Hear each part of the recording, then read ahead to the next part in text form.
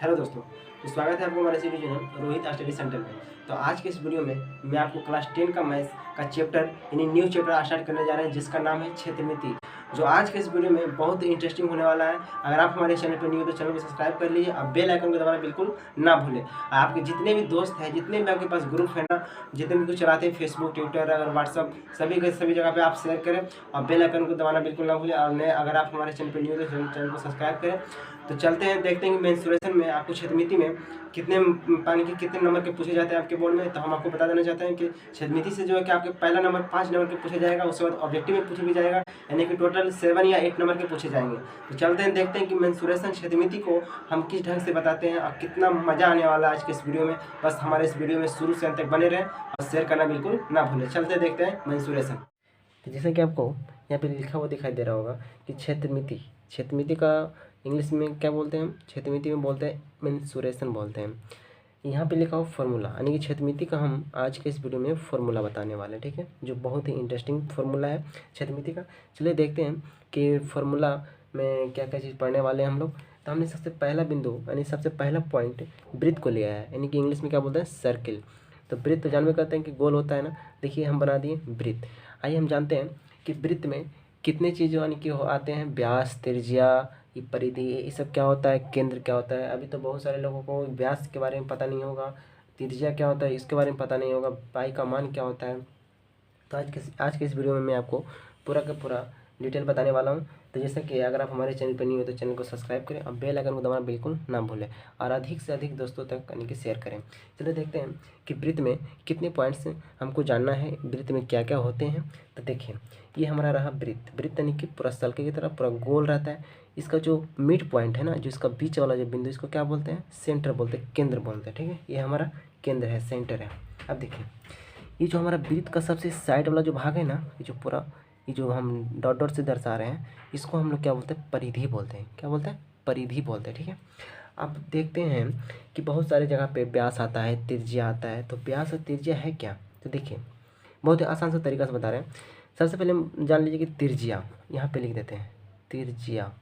त्रिज्या को हम लोग आर से डिनोट करते हैं, ठीक है। आर से सूचित किया जाता है त्रिज्या को आर से सूचित किया जाता है। अब एक और वर्ड आता है जिसका नाम है, बोलते हैं व्यास बोलते हैं। क्या बोलते हैं? व्यास। तो व्यास को डी से, ठीक है, इसको इंग्लिश में क्या बोलते हैं? डायमीटर बोलते हैं। और त्रिज्या को आर से यानी कि रेडियस बोलते हैं, ठीक है।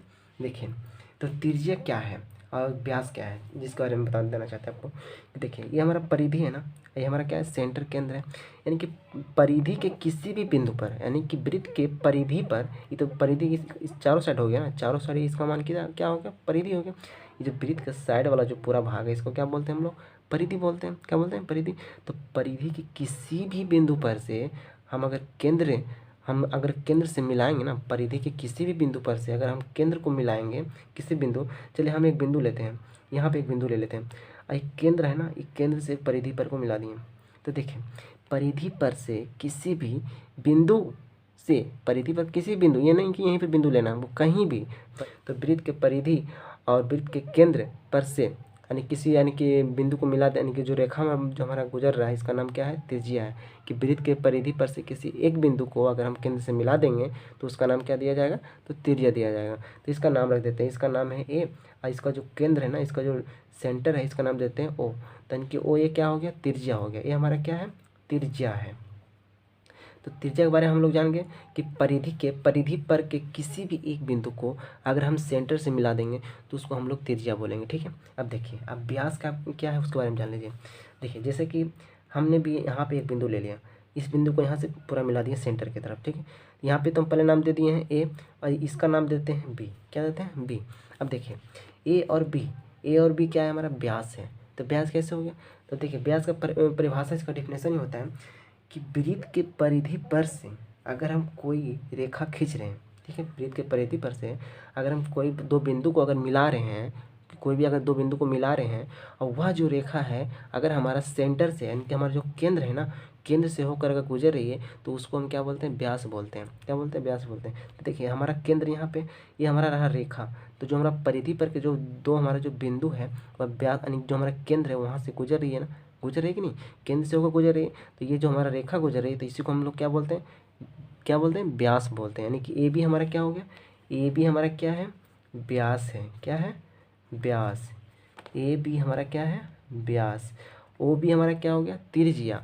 और ओ ए हमारा क्या हो गया, त्रिज्या। यहाँ पे देखिए लिख देते हैं ओ ए बराबर ओ बी, अब बराबर में लिख देते हैं त्रिज्या।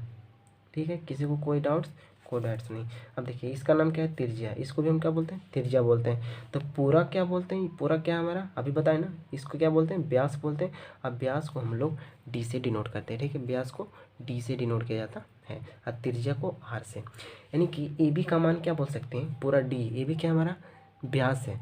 अगर देखें आपसे पूछ दिया जाए कि व्यास बराबर क्या होता है, त्रिज्या बराबर क्या होता है, फॉर्मूला, तो देखिए ए बी क्या हमारा व्यास है, तो व्यास को हम लोग अभी क्या बोले थे, डी से, क्या बोले थे, डी से। अब देखिए ए बी में कितना भाग है, 2 भाग है। पहला भाग कौन है, ए ओ जोड़ ओ बी, तो यहाँ लिख सकते हैं हम, ऐसे लिख सकते हैं ए बी बराबर क्या लिख सकते हैं, ए ओ जोड़ ओ बी, ए ओ प्लस बी ओ लिख सकते हैं ना। तो ए बी का मान क्या है, डी, तो यहाँ पे लिख दिए डी। डी ए बी क्या है हमारा व्यास है, ए बी क्या है व्यास है। और ए ओ क्या है हमारा त्रिज्या है, यानी कि आर, प्लस बी ओ क्या है, त्रिज्या है आर। ठीक है, अब देखिए तो डी बराबर क्या बोलेंगे, आर प्लस आर बोलेंगे ना, 2r, आर प्लस आर क्या बोलेंगे, 2r। अब देखिए यहाँ से आपका ऑब्जेक्टिव आ सकता है। अब किस तरह से ऑब्जेक्टिव पूछा जाएगा, देखिए पूछा जाएगा कि यानी कि क्वेश्चन दे दिया जाएगा आपको, बोला जाएगा कि वृत्त में, यानी कि किसी वृत्त का व्यास डॉट डॉट डॉट, यानी कि ऑप्शन दिया जाएगा। और वहाँ पे ऑप्शन नहीं भी दिया जाएगा तो ऐसे लिखा जाएगा कि किसी भी वृत्त का व्यास त्रिज्या की क्या होती है, या तो ऐसे दिया जाता है कि व्यास त्रिज्या की क्या होती है, ऑप्शन दिया जाएगा आधी होती है, दुगनी होती है, 4 गुनी होती है, इस तरह से ऑप्शन दिया जाता है। ठीक है, तो देखिए यहाँ से ध्यान रखना है, डी हमारा क्या है, व्यास है, डी क्या है हमारा व्यास है। ऑब्जेक्टिव में पूछा जाएगा कि त्रिज्या क्या होती है व्यास की, तो क्या होती है, आधी होती है। त्रिज्या क्या होती है, आधी होती है। अब कैसे आधी होती है, देखिए बोला जाएगा व्यास त्रिज्या की क्या होती है, तो दुगनी होती है। यहाँ से देखिए ना, यहाँ से पता चल रहा है। ठीक है, ऑब्जेक्टिव पूछा जाएगा आपके मैथ से, यानी कि मैथ में जो आपका ऑब्जेक्टिव पूछा जाएगा ना, तो यहाँ से आप सब आपका ऑब्जेक्टिव बन रहा है। अब देखिए डी को क्या बोलते हैं, व्यास बोलते हैं, 2 है तो 2 लिखे। आर से त्रिज्या होता है, क्या होता है, त्रिज्या, क्या बोलते हैं, त्रिज्या बोलते हैं, इंटू है। अब देखिए अब यहाँ से त्रिज्या का मान पूछा जाएगा तो क्या हम त्रिज्या नहीं निकाल सकते हैं, तो त्रिज्या बराबर हम क्या बोल सकते हैं, त्रिज्या बराबर 2 हमारा क्या, इंटू में तो गुना, तो क्या हो जाएगा, भाग हो जाएगा, क्या हो जाएगा, डिवाइड में हो जाएगा। देखिए त्रिज्या का मान क्या आएगा, व्यास बटा 2, यानी कि अभी क्या बताए थे हम आपको कि त्रिज्या जो है व्यास की आधी होती है। त्रिज्या क्या होती है, व्यास की आधी होती है। अगर व्यास हमारा 16 सेंटीमीटर रहेगा, व्यास अगर हमारा 16 सेंटीमीटर है, तो हमारा त्रिज्या क्या होगा, त्रिज्या इसका आधी होगी, 16 का आधा क्या हो जाएगा, 8 हो जाएगा। व्यास अगर हमारा 16 है तो बटा में 2, तो त्रिज्या क्या हो जाएगा, इसका आधा हो जाएगा, त्रिज्या 8 सेंटीमीटर हो जाएगा। कुछ भी रह सकता है, मीटर में आ सकता है। तो देखिए, तो अगर व्यास अगर त्रिज्या की दुगनी है तो त्रिज्या व्यास की क्या होगी, आधी होगी। यहाँ से आपको यानी कि फॉर्मूला भी पता चल रहा है आपको, और ऑब्जेक्टिव पूछा जाएगा, यहाँ से दोनों क्लियर हो रहा है। ठीक है, अब देखिए व्यास और त्रिज्या के बारे में जान गए। अब चलते हैं कि इसमें फार्मूला कितने पूछे जाएंगे आपको वृत्त के फार्मूले के रूप में। देखिए तो पहला फार्मूला क्या है, पहला फार्मूला है वृत्त का क्षेत्रफल क्या होता है, पाई आर स्क्वायर होता है, इसको याद रखना है। वृत्त का परिधि क्या होता है, वृत्त का परिधि 2 पाई आर होता है, क्या होता है, 2 पाई आर होता है। अब देखिए अर्धवृत्त का क्षेत्रफल, अर्ध मीन्स क्या होता है, यहाँ से पता चल रहा है कि अर्ध मीन्स होता है आधा। अब वृत्त मतलब वृत्त किसका क्षेत्रफल, तो वृत्त का क्षेत्रफल, लेकिन आधा वृत्त का क्षेत्रफल। ठीक है, आधा वृत्त मतलब बोले तो देखिए आधा वृत्त ऐसे बनाते हैं, ये हो गया हमारा आधा वृत्त का क्षेत्रफल। ये पूरा वृत्त बन रहा है, नहीं बन रहा है, ये आधा वृत्त का क्षेत्रफल है। तो पूरा वृत्त का क्षेत्रफल में अगर हम 2 से डिवाइड करेंगे, भागा करेंगे, तो क्या होगा, हमारा अर्धवृत्त का क्षेत्रफल होगा।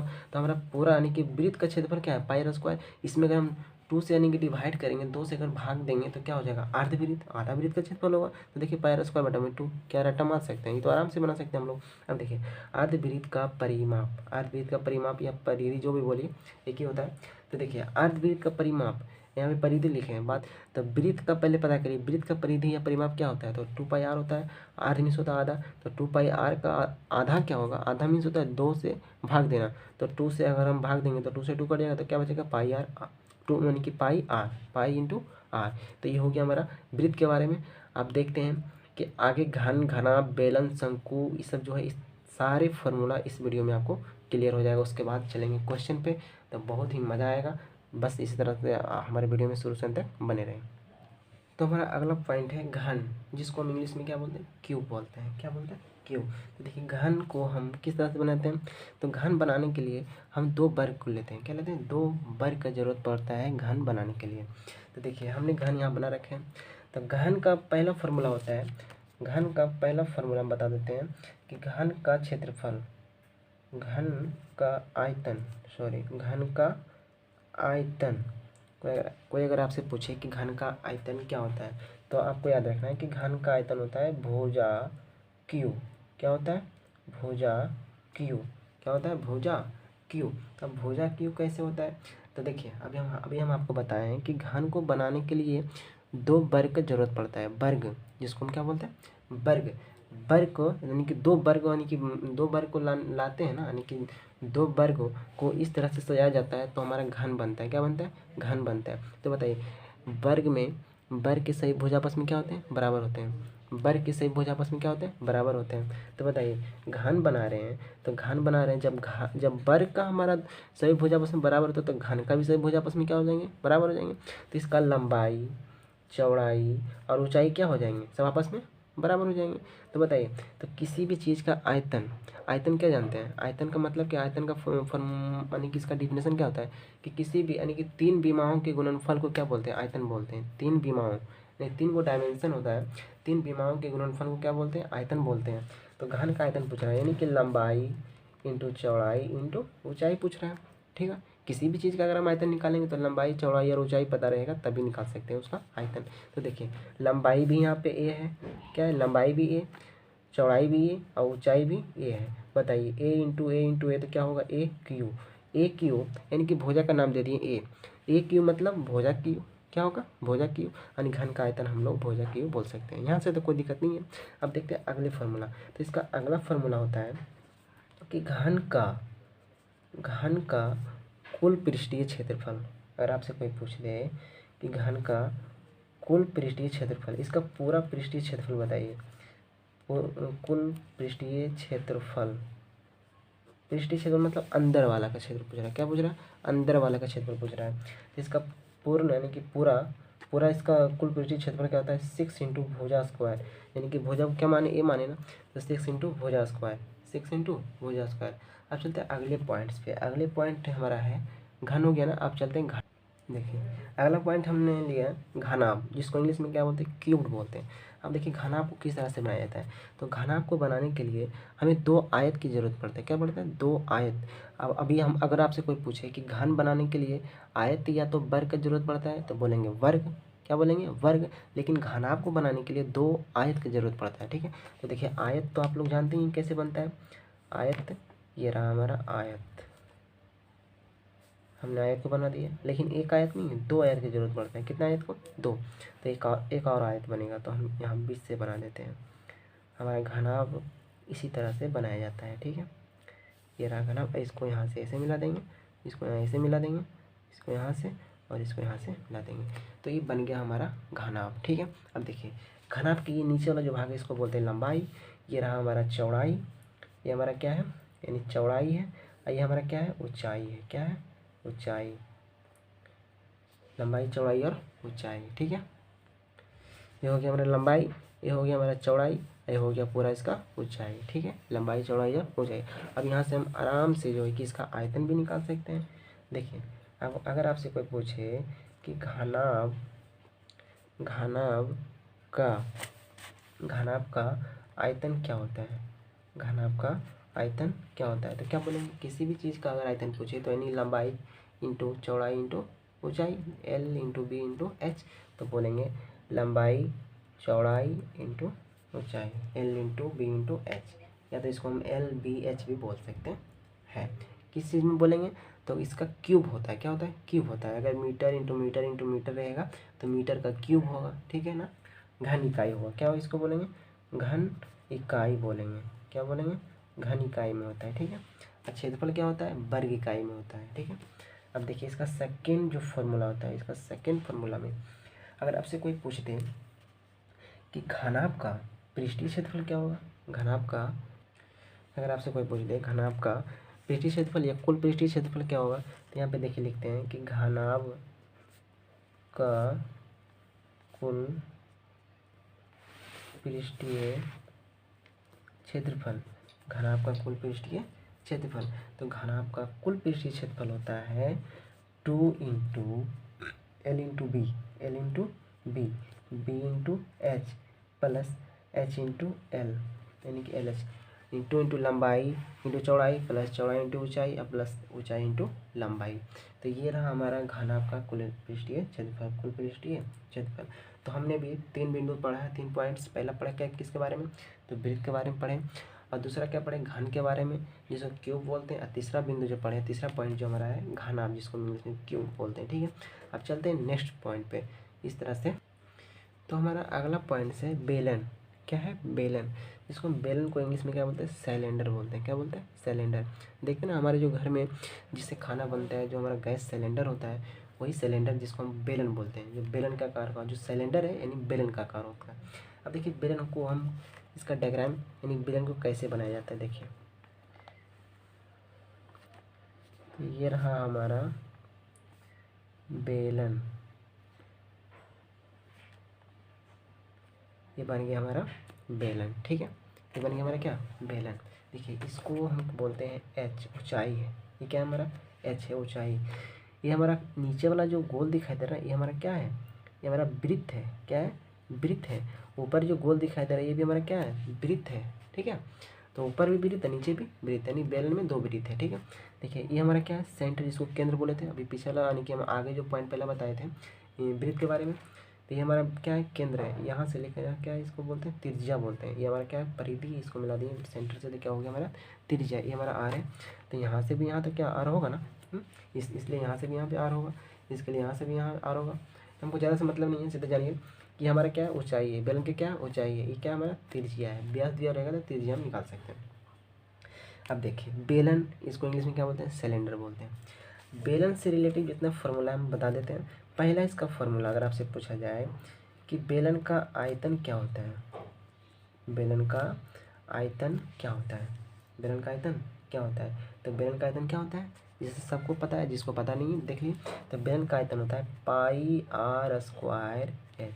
क्या होता है, पाई आर स्क्वायर एच होता है। बेलन का आयतन क्या होता है, पाई आर स्क्वायर एच। ठीक है, देखिए सेकेंड जो फॉर्मूला है इसका, वक्र पृष्ठ क्या है, वक्र पृष्ठ क्षेत्रफल, वक्र पृष्ठ क्षेत्रफल। अगर आपसे कोई पूछ दे कि बेलन का वक्र पृष्ठ क्षेत्रफल क्या होता है, बेलन का वक्र पृष्ठ क्षेत्रफल क्या होता है, तो बेलन का वक्र पृष्ठ जो फार्मूला होता है 2 pi r into h, 2 pi r h. क्या बोलेंगे, 2 पाई आर और इंटू में एच। ठीक है, अब देखिए तीसरा जो इसका फार्मूला है, तीसरा जो फार्मूला होता है इसका, बेलन का संपूर्ण पृष्ठ, क्या, संपूर्ण यानी पूरा, संपूर्ण पृष्ठीय क्षेत्रफल।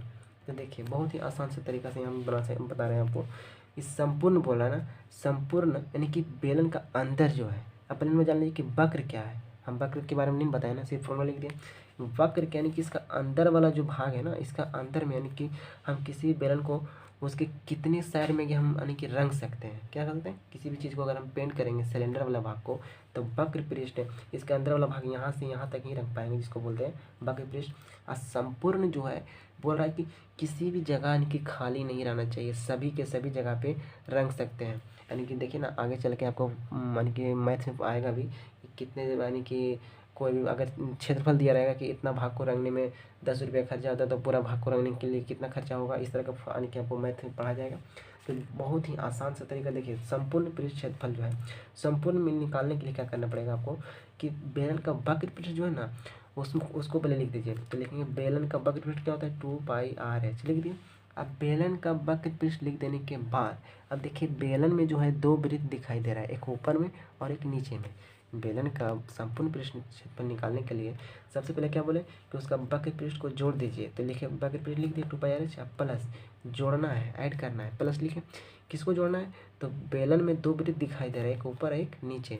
तो कितने वृत्त का क्षेत्रफल है, 2, तो यहाँ लिखेंगे 2 इंटू पाई आर स्क्वायर, तो लिखें 2 इंटू पाई आर स्क्वायर। क्या किए, वक्र पृष्ठ के क्षेत्रफल में दो वृत्त का क्षेत्रफल क्या किए, जोड़ दिए। अब देखिए इसका फॉर्मूला हो गया, संपूर्ण पृष्ठ क्षेत्रफल किसका, बेलन का। देखिए यहाँ भी 2 है, यहाँ भी 2, यहाँ पाई, यहाँ भी पाई, यहाँ भी आर है और यहाँ भी आर है। तो 2 पाई आर हम यहाँ से क्या करते हैं, कॉमन कर लेते हैं। तो यहाँ क्या बचेगा, एच बचेगा। 2 पाई आर निकल गया तो यहाँ पे डबल आर है ना, तो एक आर तो बचेगा ही। तो 2 pi r into H plus r. तो ये हो गया हमारा संपूर्ण पृष्ठ क्षेत्रफल, बेलन का संपूर्ण पृष्ठ क्षेत्रफल 2 pi r into H plus r. आपको रटने की जरूरत नहीं है। अब देखते हैं अगले फॉर्मूला। हमने अगला पॉइंट लिया शंकु। क्या बोलते हैं इसको, शंकु। तो शंकु को इंग्लिश में क्या बोलते हैं, कौन बोलते हैं। क्या बोलते हैं, कौन। अब देखिए शंकु का डायग्राम, शंकु को हम किस तरह से बनाते हैं, शंकु का डायग्राम देखिए। देखो शंकु को जो है ना, हम सबसे पहले हम एक ट्रायंगल बनाते हैं। ट्रायंगल बना लेने के बाद, ट्रायंगल बना लिए, इसके नीचे वाला भाग में आप एक वृत्त को रख दीजिए। हमने रख दिया वृत्त को, वृत्त को रख दिया। इसको रखने के बाद ये हमारा क्या है, वृत्त का केंद्र है ना। ऊपर से आप जो है, ऊपर से आप एक लाइन खींच दीजिए, लिख दिए। इसको यहाँ से हम मिला देंगे। बताइए, ये हमारा परिधि, ये हमारा केंद्र है। इसको मिलाने के बाद ये क्या बनेगा, त्रिज्या है ना। ये क्या है, त्रिज्या, इसको रेडियस बोलते हैं। ये हमारा क्या है, शंकु का ऊंचाई है। क्या है, शंकु का ऊंचाई, और ऊंचाई को एच से। और ये जो आपको दिखाई दे रहा है ना, ये वाला, ये जो हमारा तिरछे ऊंचाई दिखाई दे रहा है, तिरछे, इसको हम एल बोलते हैं। क्या बोलते हैं, एल। अब देखिए एल के बारे में जानिए। अभी एल है क्या, एल के बारे में लिख देते हैं। एल जो है तिर्यक ऊंचाई बोलते हैं इसको। क्या बोलते हैं, तिर्यक ऊंचाई बोलते हैं। क्या बोलते हैं, तिर्यक ऊंचाई, या इसको हम तिरछी ऊंचाई भी बोल सकते हैं। तिरछी ऊंचाई, तिर्यक ऊंचाई, या तो इसको हम तिरछी ऊंचाई भी बोल सकते हैं। एल के बारे में अगर कोई पूछे तो क्या है, शंकु में एल जो है तिर्यक ऊंचाई है, या इसको तिरछी ऊंचाई भी बोलते हैं। अब देखिए यहाँ पर देखिए, पाइथागोरस प्रमेय से ये हमारा समकोण है ना, समकोण है ना, 90 डिग्री यहाँ पे, 90 के सामने कर्ण, कर्ण कौन है हमारा, कर्ण कौन है हमारा, एल है ना। तो क्या यहाँ पे हम पाइथागोरस प्रमेय से एल का स्क्वायर बराबर एच का स्क्वायर अब प्लस आर का स्क्वायर बोल सकते हैं। पाइथागोरस प्रमेय से ये हमारा समकोण त्रिभुज है, यानी कि कर्ण हमारा एल है, एल का स्क्वायर प्लस एच का स्क्वायर प्लस आर का स्क्वायर हो गया। यहाँ से हम एल का मान निकाल सकते हैं, स्क्वायर तो इधर हम रूट कर देंगे, एच स्क्वायर अब प्लस आर स्क्वायर। ठीक है, H square plus R square, L H R, ये तीन में संबंध है। ठीक है, अब देखिए इसका अगला फार्मूला, ये भी फार्मूला ही है। अब देखिए इसका अगला फार्मूला बताते हैं। कोई पूछे आपसे कि शंकु का आयतन क्या होता है, ये शंकु का आयतन क्या होता है। तो शंकु का आयतन यह होता है, याद रखिएगा कि 1/3 pi are square h, 1/3 pi are square h होता है। क्या होता है, 1/3 पाई आर स्क्वायर एच। मतलब सीधा यानी कि कहा जाए कि अगर हम 1/3 को अगर हम यहाँ पे देखिए ढक लेते हैं, 1/3 को ढक लिए, तो पाई आर स्क्वायर एच क्या दिखाई दे रहा है, बेलन का आयतन होता है। पिछले यानी कि पीछे जो हम बताए थे अभी, हम क्या बताए थे कि बेलन का आयतन क्या होता है, पाई आर स्क्वायर एच होता है। लेकिन अगर हम बेलन के आयतन में अगर हम 3 से डिवाइड करें, क्या करें, 3 से भाग दे दें, तो वह हमारा क्या बन जाएगा, शंकु का आयतन बन जाएगा। जैसे कि 1/3 into pi are square H, ये हमारा क्या होगा, शंकु का आयतन है। ठीक है, इस तरह से अगर याद करिएगा ना तो फार्मूला ज़्यादा दिन तक याद रहेगा। रट्टा वाला जो फार्मूला जो रट के याद करते हैं वो कुछ दिन के लिए, कुछ पल के लिए याद रहता है, बाकी अगर आगे देखा जाए तो भूल जाते हैं। तो उस तरह से याद नहीं करना है, कुछ अपना ट्रिक लगाना है, अपना दिमाग से कुछ सोच समझ के यानी कि याद करना है कोई भी चीज़, तो थोड़ा ज़्यादा दिन तक याद रहता है। अब देखिए अगला फार्मूला। अब इसका अगला फार्मूला जो होता है शंकु का अगर पूछ दे आपसे कि वक्र पृष्ठ क्या होता है, शंकु का वक्र पृष्ठ क्या होता है, तो शंकु का वक्र पृष्ठ होता है, वक्र में इसका अंदर वाला जो फॉर्मूला पूछ रहा है, क्या पूछ रहा है, इसका अंदर वाला भाग का जो साइड वाला जो किनारा है ना, उसके बारे में पूछा जा रहा है। वक्र पृष्ठ क्या होता है, तो वक्र पृष्ठ होता है पाई आर एल। क्या होता है, पाई आर एल होता है। क्या होता है, पाई आर एल होता है। वक्र पृष्ठ क्या होता है, पाई आर एल होता है। एक और फार्मूला होता है, वो क्या है फार्मूला, शंकु का कुल पृष्ठीय क्षेत्रफल, कुल पृष्ठीय क्षेत्रफल, संपूर्ण या कुल, बात एक ही है, कुल पृष्ठीय क्षेत्रफल तो कुल पृष्ठीय क्षेत्रफल निकालने के लिए जो है आपको यहाँ से थोड़ा सा ध्यान रखना है। करना क्या है, इसका जो वक्र पृष्ठ क्षेत्रफल होता है ना, शंकु का जो वक्र पृष्ठ क्षेत्रफल होता है उसमें आप ये जो शंकु का ये जो हमारा नीचे वाला जो दिखाई दे रहा है ना वृत्त, वृत्त का क्षेत्रफल ऐड कर देना है। जिस तरह से हम बेलन का संपूर्ण निकाले थे उसका वक्र पृष्ठ में, अब बेलन में 2 वृत्त दिख रहा था तो 2 वृत्त का क्षेत्रफल ऐड कर दिए थे। यहाँ पे 1 वृत्त दिख रहा है जिसको यानी कि ऐड कर देना है इसका क्षेत्रफल। तो शंकु का कुल पृष्ठीय क्षेत्रफल निकालने के लिए इसका वक्र पृष्ठ का जो क्षेत्रफल होता है उसमें आप 1 वृत्त का क्षेत्रफल यानी कि ऐड करिए। तो वृत्त का क्षेत्रफल क्या होता है, पाई आर स्क्वायर। अब यहाँ से जो भी करना है वही करिए, इसका फॉर्मूला हो गया। तो पाई आर एल, यहाँ भी पाई आर, यहाँ भी पाई आर हो जाएगा कॉमन। तो एल यहाँ पे आर बचेगा ना, यहाँ डबल आर है ना, यहाँ से एक आर निकल गया। तो ये रहा हमारा शंकु का कुल पृष्ठीय क्षेत्रफल pi r into l plus r. तो आज के वीडियो में मैं आपको शंकु तक यानी बता दिए हैं। अब जो भी बचा हुआ है, गोला बचा हुआ है, अर्धगोला बचा हुआ है, उसको हम नेक्स्ट वीडियो में पूरा कर देंगे क्योंकि वीडियो बहुत बड़ा हो चुका है। आप शुरू से देखें और जहाँ पे समझ नहीं आता है वीडियो को पीछे करके देखें, आपको ज़रूर समझ में आएगा। अगर आप हमारे इस चैनल पर न्यू हो तो चैनल को सब्सक्राइब कर लीजिए और आपके जितने भी दोस्त हैं सारे दोस्तों को आप शेयर करें। शेयर करना बिल्कुल ना भूलें क्योंकि बहुत मेहनत से ये वीडियो बनाया जाता है।